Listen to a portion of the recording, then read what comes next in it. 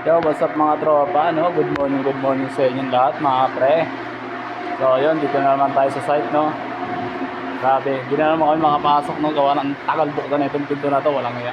Ibang contractor kasi umahawak ng pinto na to, boy. Hindi kami makapasok sa boiler room, no?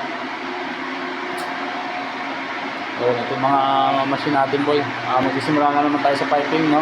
Tapos na tayo sa pagbabalot. May dumating kasi na, na ibang grupo, no? Para magbalot sa ginagawa natin noong nakaraan. Kaya ngayon na tayo, sa piping naman tayo ng mga pipe na sa papakita ko sa inyo itong papipingan natin mga pre.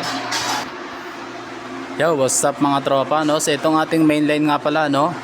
Ayan, papasok yan dun sa loob ng boiler room, no? Yan mga pinipingan natin mga nakaraang taon pa kasi di ba isang taon din nahinto tong project na to.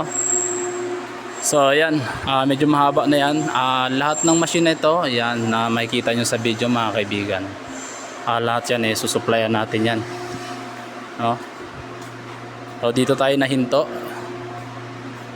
So ayan, magpa-piping na naman tayo, no? Bakbakan trabaho na naman, piping full weld tayo na rin kasi gumagawa niya mga pre. So ayan, no? Tapos so, dito nag elbow 45 lang tayo dito, ganyan. Ito yung mga main line natin. So ayan, yan, yung main line natin yan, no? Susuplayan niya itong mga na to. Yan, lahat ng machine na yan susuplayan yan. Yan, no? So bakbaka na naman tayo sa pag full weld na ito, hindi na piping syempre. Ito nakapagsimula na ako ng mga drop dito, yung gaya nito, yung mga ganito drop yan. Yan, mga drop yan, no? Connect sa machine. Parang ganito lang mga tropa, yan.